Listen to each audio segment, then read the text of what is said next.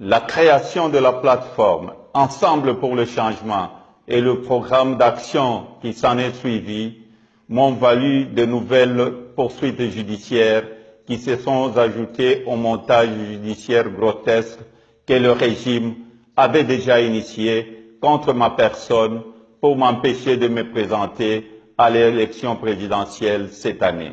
Après que la Cinco se soit prononcée dans l'affaire dite de mercenaires et celle relative à la supposée spoliation d'un immeuble, le régime aux abois cherche à remettre en cause ma nationalité congolaise d'origine.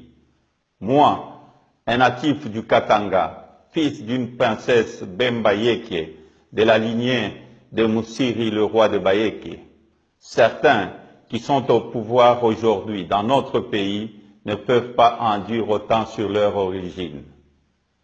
Moi, je suis un entrepreneur congolais connu et reconnu, élu député provincial et national, gouverneur de la province du Katanga pendant 8 ans.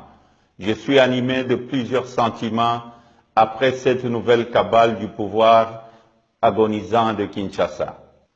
En effet, je suis étonné qu'on s'attaque à ma nationalité d'origine que nul ne peut contester.